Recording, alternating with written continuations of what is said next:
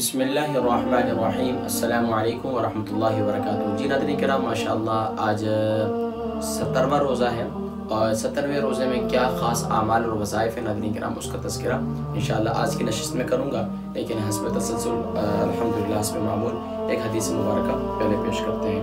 ناظرین کرام، پیارے نبی کریم صلی اللہ علیہ وآلہ وسلم کی ایک بہت ہی پیاری حدیث مبارکہ ہے۔ فرمایا کہ سبحان اللہ، اس کا تعلق طب نبوی سے ہے۔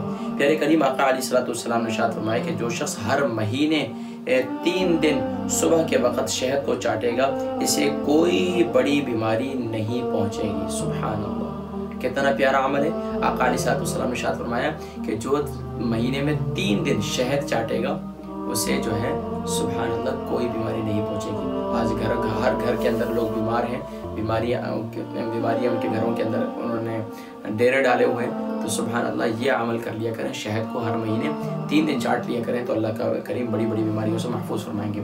ناظرین کرام، 70ویں روزے کے کیا خاص اعمال اور وظائف ہیں، اس کا تذکرہ میں ابھی کرتا ہوں۔ ناظرین کرام، 70ویں روزے میں اس بات کا تذکرہ ملتا ہے کہ آپ نے خاص طور پر فجر کی نماز کے بعد ناظرین کرام اول آخر درود شریف کے ساتھ آپ نے سلام قولا من رب الرحیم، یہ 7 سلام ہیں۔ سلام علی نوح فی العالمین، سلام علی ابراہیم، سلام علی موسیٰ و ہارون، اور سلام علی الیاسین، یعنی کہ سبحان اللہ، پروردگار مہربان کی طرف سے سلام کا اس میں کہا جائے گا۔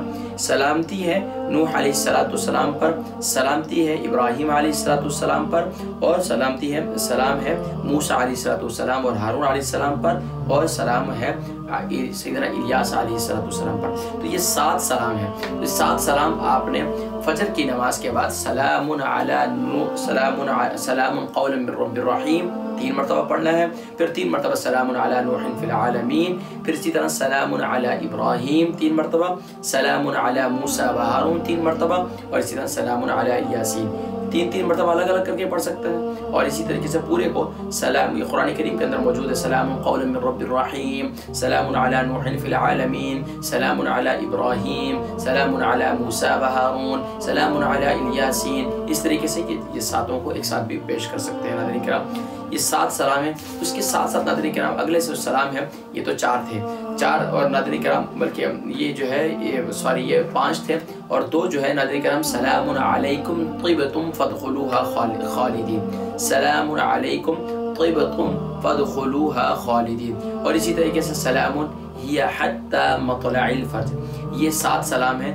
اس کے بعد ناظرین کرام کہا جاتا ہے کہ یہ تمام قسم کی سلامتی کے لیے، جان مال عزت و آبرو کے لیے، حفاظت کے لیے یہ 7 سلام انتہائی مفید ہیں۔ تو ان کو سب کو 3 بار پڑھ لیں، یا آپ کو پورے کو ایک بار پڑھ لیں، پھر دوسری بار پڑھ لیں، پھر تیسری بار پڑھ لیں، جس طرح آپ کو آسان ہو۔